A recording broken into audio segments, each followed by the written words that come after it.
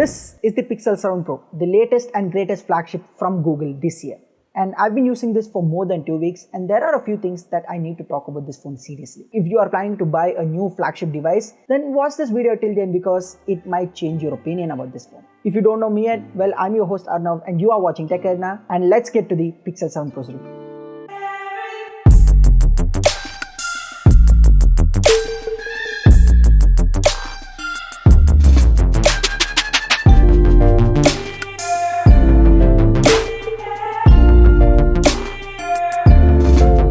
First things first, I want to keep it very simple and short as possible because there are a lot of things that you might have already seen about the Pixel 7 Pro. So in this video, I'm only going to talk about some things that I need to personally address about the Pixel 7 Pro with the things that are out there on the wild, because there are a few things that the reviewers online are mentioning it wrong, whereas it is something different on the phone itself. So let's start with the design of the phone. So the design feels pretty new when compared to the previous generation, and yes, Google has stuck onto the visor style design, which makes it look different from all the others. The metal visor is kind of attached to the body when compared to the previous year, which was separated. So yeah, the metal visor is really great, and there is a reason why I'm calling it a metal visor, because last year it was a glass bar, which reminds me of Robocop, but this year they have covered the visor with a coating. So in the regular Pixel 7 you will have a matte finish coating, and on the Pro variant you will have an aluminum finish coating which is shiny. And I don't understand why these brands consider the shiny coating as premium and the matte finish as a cheaper one. I feel that brands should adapt the matte finish for its Pro variant rather than having a shiny coating on their phone. It is also evident on the iPhone 14 Pro this year, where if you see the corners, it is a shiny aluminum on the Pro variant, and if you see the normal variant, it is matte finish. Anyways, apart from that, the Pixel 7 Pro is actually a fingerprint magnet, so I suggest you to put some protection like what I've done. And apart from that, the metal visor is very less durable than previous year, because previous year we had one full bar of glass, but this year we have a metal coating which should technically protect the visor, but in reality the metal visor is susceptible to a lot of scratches. The moment I picked up this phone out of the box and started using it for half an hour, I noticed a lot of scratches on the metal visor. So yes, the metal visor is very fragile and susceptible to a lot of scratches, so I would suggest you to put some kind of protection like what I've done on my phone. And apart from that, the main body of the phone is a fingerprint magnet. You will notice a lot of fingerprint as soon as you pick up a Pixel 7 Pro. So I would also suggest you to use a back case in order to protect from having a lot of fingerprint smudges here and there. On the top, you will have an antenna band which sits right in the middle of the display, and also a small pill-shaped cutout, which is actually the antenna for millimeter wave, which won't come here in India, obviously, for sure. And on the right side, you have the power button and volume rocker placed upside down when you compare it with other smartphones, because usually the power button will be below and the volume rockers will be above, so you have to get used to it once you start using it. And on the bottom you have the USB Type-C, no headphone jack this year, and the USB Type-C port is a Gen 3.2 port. Apart from that, you also have a bottom firing speaker and a primary microphone. So on the front is a beautiful 6.7-inch AMOLED display with 120 Hz of refresh rate and first generation of LTPO technology. The display is quite bright. It comes to 1500 nits, but you cannot match it with the 2000 nits of the iPhone 14 Pro, but still it is good. And while talking about the display, there are a few things that is kind of problematic. Number one is the inconsistent scrolling that the other reviewers was mentioning. It is not very inconsistent, but yes, it is kind of inconsistent, and you will notice it while using apps like Instagram and Twitter, where if you try to swipe gently, it will swipe very fastly. So this is what you call as inconsistent scrolling. I think Google will fix it probably in the upcoming update that is going to come on November 7th. And the second problem with the display is its peak brightness power consumption. Now, I read a lot of reviews and articles where they are mentioning that the Pixel 7 Pro's display is having an issue in consuming a lot of battery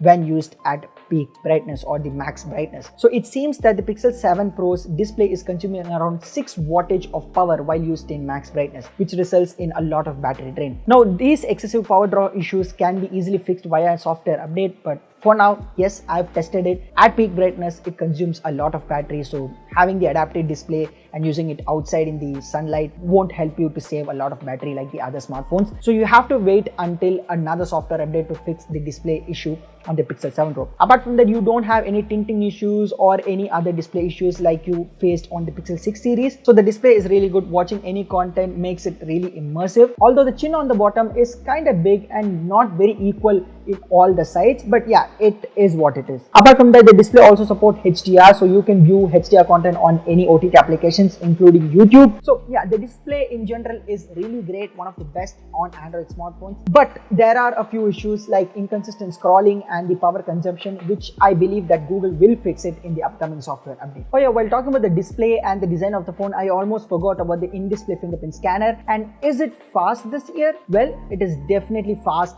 reliable and better than previous generation Pixel 6. In some videos, I've seen reviewers mentioning that the Pixel 7 Pro's fingerprint scanner is still slow, but I feel that is because of the animation it has. But it is definitely an improvement than the previous year's Pixel 6 series, especially from the Pixel 6a where it used to unlock with different fingerprints. But this year, Google has fixed it and the fingerprint scanner is a lot better. And also the phone has IP68 water and dust resistant, so you won't have any problem spilling a glass of water or putting it in a pile of sand. So it is kind of safe. The back and front has Gorilla Glass Victus protection, but I would still recommend having a screen protector applied on both of the sides because it is better to prevent than having a damage and spending a lot of money on that. The Pixel 7 Pro is definitely not a one-hand phone because it is a large phone, but it is not as large as the S22 Ultra. While keeping it beside the S22 Ultra, this phone feels a little bit small and compact, but in fact, in real life, it is actually a big boy. So if you don't like big smartphones, I would suggest you to buy the Pixel 7, which has a 6.3-inch display. But yeah, definitely holding this phone on a single hand feels really comfortable, and because of the metal visor, it has an additional grip to it. So yeah, overall in terms of the design and aesthetics, the Pixel 7 Pro feels premium and looks classy also. People from long side will immediately recognize that it is a Pixel smartphone because of the industrial design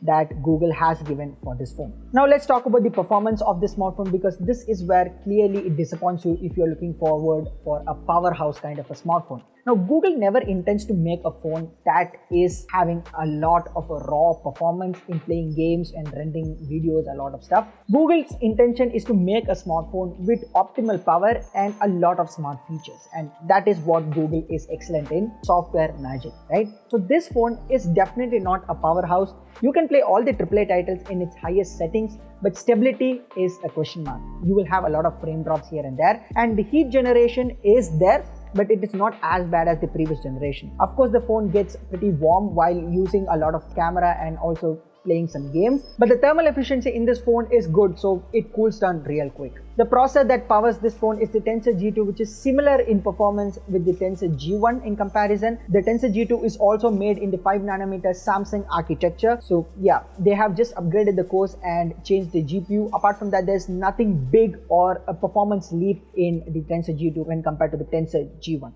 And while talking about performance, I should also mention about the connectivity performance of this smartphone. And when compared to the previous generation Pixel 6 series, it is way better. There's no signal drops on this, especially on the variant which I have, because I faced a lot of signal drops on the Pixel 6 which I was using previously. So yeah, in terms of the connectivity, it is way better than the previous generation. But if you compare it with other phones with Qualcomm modems in it, I will not say that it is better. Yes, it lacks the signal strength that other smartphones have, which has the Qualcomm modem in it, but the Samsung modem in the Pixel 7 Pro does perform pretty well when compared to the previous generation. But as I said, it is not better than the other phones which has Qualcomm modem in it, even the iPhones. So in short, the thermals are better this year and the processor is also much more stable, but it doesn't mean that you can play all the AAA titles in the highest settings. This processor sits somewhere between the 888 and the 870. It cannot even be compared with the 8 Gen 1. So if you are a person looking for raw performance and power and gaming all the day, I would suggest you to buy a Samsung Galaxy S22 Ultra, which is costing similar to the Pixel 7 Pro, or you can buy something like the OnePlus 10T or the Moto H30 Ultra, which has the Snapdragon 8 Plus Gen 1, performs really well. Now let's talk about the elephant in the room of the Pixel 7 Pro, which are the cameras. And to be honest, the camera performance is really well, better than previous year. Not much of a changes, but there are a lot of refinements that Google has done to improve the camera performance of the Pixel 7 Pro. So the Pixel 7 Pro on the back has a primary 50 megapixel sensor, the similar one that they have used in the previous year, and the ultra-wide sensor is upgraded. Now this is where I've seen a lot of reviewers mentioning a wrong stat, where they have just said that the ultra-wide sensor is same on the Pixel 7 and 7 Pro. No, it is not. The ultra-wide sensor on the Pixel 7 has less FOV compared to the ultra-wide sensor on the Pixel 7 Pro, and even if you compare it with the previous generation Pixel 6 Pro, yes, the FOV is much more wider. The sensor is completely new and it also has autofocus, which means that it could also shoot macro photos. The third sensor on the phone is a 40 megapixel 5x 2x periscope camera, and this is the back camera setup. You have a 50 megapixel plus 12 megapixel plus a 48 megapixel 5x telephoto camera. On the front you have a 10.8 megapixel, which is an upgraded selfie camera, but if you compare it with the previous generation Pixel 6 Pro, it is kind of downgraded. A new sensor but kind of downgraded in megapixel. The color consistency and the color science of this phone is very close to natural, even better than iPhone in some circumstances. Yes, both on the front and back the color science is really good, although I feel the front facing camera can do a much better job in retaining the details, because all the other phones in the same price category retains a lot of details, especially if you have a beard, you can easily notice that. But yeah, it does the job well. The thing that Google should improve on its cameras is of course the portrait mode, because the portrait mode on the Pixel 7 as well as 7 Pro looks worse. I don't like the portrait mode that is shot with the Pixel phones, because first reason, it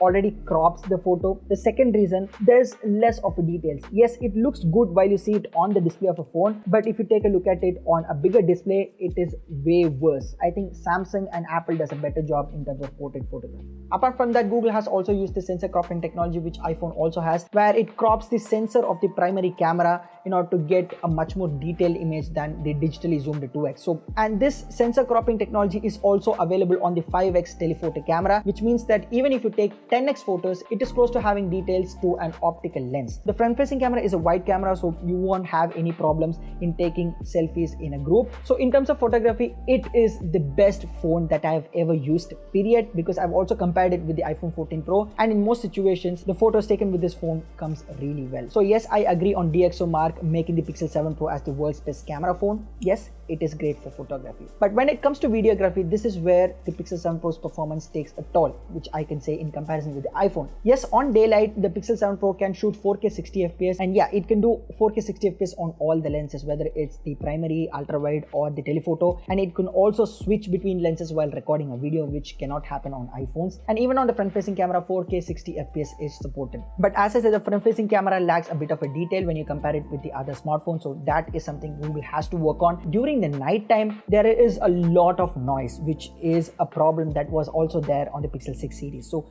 Google has to do something in the software front to eliminate all the noise while recording a video during the night time or low light situations. So apart from that, the cameras on this smartphone is fantastic. You can bet your money on that. Pixel smartphones won't disappoint you when it comes to the cameras of the smartphone. And the last and final thing that I want to talk about in the Pixel 7 Pro are its batteries. It has a 5000 mAh battery, and by the way, I use this smartphone in Quad HD resolution. The results may vary if you use in Full HD resolution. So there's a setting inside the display settings where you can change the resolution. So I have used this smartphone in Quad HD settings with 120 Hz refresh rate all the time. For me, I got around 6 to 6.5 hours of screen on time with regular to medium usage. I used to listen to a lot of music, do some video calls, and also watch some YouTube videos and scroll through Instagram. These are some things that I do on a day-to-day basis, and I got around 6 to 6.5 hours of screen on time. It's definitely a one-day smartphone, but you have to have a charger to top it up in between the day, because I generally don't allow the batteries to go lesser than 20%, so which is something that I follow as an habit. This is definitely a good phone, but Google has to do some more tweaking and adjustments to make the battery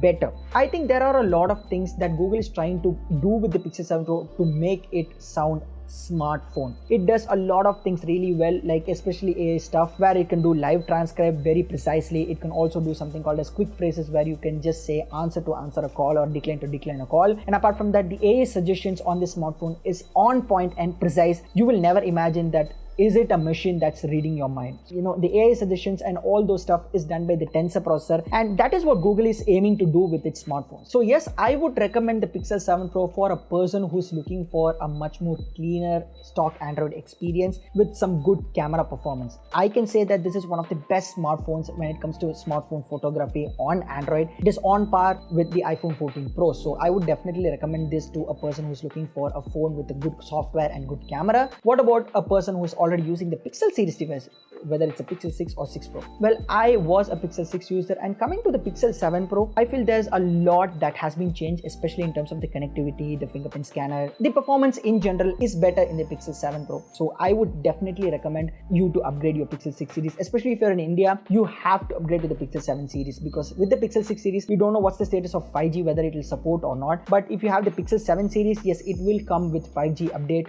maybe later in December. But yeah, if you don't have any problem not having 5G on your Pixel 6 device, then you can stick with Pixel 6. But keep in mind that with the Pixel 7 series, you will get a better fingerprint sensor, connectivity, and overall a better experience. So yeah, Pixel 7 Pro is a good upgrade if you're already a Pixel 6 user. So what do you guys think about the Pixel 7 and 7 Pro this year? Well, I am really happy buying this smartphone because I really love the performance of this smartphone. Yes, there are a few trade-offs, like portrait videos can be better, portrait photos can be better, and there are a few things that Google needs to better and perfect on this phone. But as a whole experience, I really love the Pixel 7 Pro, and I think definitely you should buy if you're looking to buy a smartphone under a lakh rupee. And as always, if you enjoy watching our content, a like to this video would be absolutely great because it takes a lot of effort in making videos like this. So a like would be appreciated, and also comment your opinion in the comment section below because YouTube values engagement. So if you like and comment, it will reach out to more and more people. And also share this video with all of your friends, and don't forget to subscribe to our channel because we make a lot of awesome tech content. And do press the bell icon to get all the notifications for our upcoming videos. So this is me, Arnav, signing off. Talk to you guys in the next one.